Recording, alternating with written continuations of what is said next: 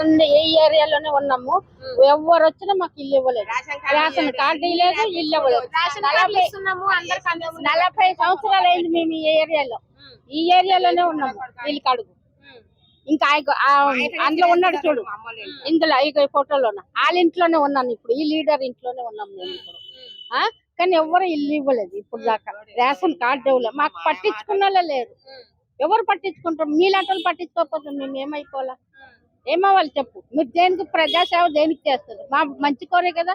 మరి మాకే మంచి జరగకపోతే మేము ఎవరు నమ్మాలా చెప్పండి. మరి బీఆర్ఎస్ ఉన్నప్పుడు మంచిగా చేస్తున్నారా మరి మీకు? ఎవరు చెప్తున్నా కదా, ఎవరు వచ్చినా మాకు ఎవరు మంచిగా చేయలేదు. అంటే మీ ఇళ్ళ కాడికి వచ్చి మీ గురించి ఏం తెలుసుకోవాలంటే ఓట్లప్పుడు వస్తారు కదా, ఇంటింటి తిరుగుకుంటా ప్రచారం తిరుగుతారు, దండలు పెడతారు, కానీ మాకు మాత్రం న్యాయం చేయలేదు. ఎన్నికల వరకే అంతవరకు కపట ప్రేమ అంతే మరి. అంతే మరి. మరి ఇప్పుడు దాకా మాకు ఇల్లు లేదు, వాకలు లేదు. మాకు ఏజ్ అయిపోతుంది కదా. కాలు మొక్తాం. అప్పుడు వాళ్ళ అవసరం కదా. ఇక్కడ పాములు వస్తుంది, ఇక్కడ ఒక లైట్ పెట్టుకుంటే ఎవరు పెట్టిస్తారు అట్లా తెలుసా? మా బస్సు లీడర్లు వస్తుంటోలే, వాళ్ళేం సుఖం కాదు కానీ ఓటు వెయ్యండి రమ్మా అని వస్తారు.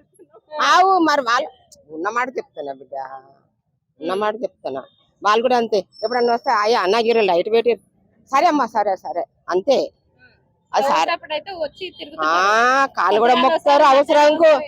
రానా కాలు మొక్కట కూడా మొక్కుతారు. ఇప్పుడు వాళ్ళ అవసరం కదా, మొక్కుతారు బిడ్డ.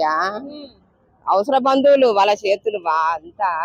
మరి ఇప్పుడు సునీత ఏమన్నా వస్తుందా మీ దగ్గరకు వచ్చి మాట్లాడడం కానీ ఏమైనా చేస్తుందా? మొన్న వచ్చింది కదమ్మా, వచ్చింది. బిడ్డ అమ్మ అట్లా అన్నద్దు బిడ్డ, పెడితే వాళ్ళకి మంచిది కాదు.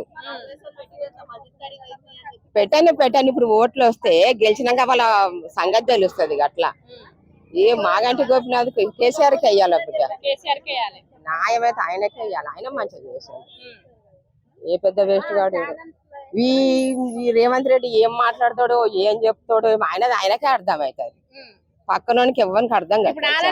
పంచాయతీలు అవుతున్నాయి కదా, అనుకుంటారు. 4 రోజులు అయితే అనుకుంటారు. ఇలా మీరు వాళ్ళ మీద ఇల్లు చెప్పుకుంటూనే ఉన్నారు కదా, గట్లే ఉంటారు.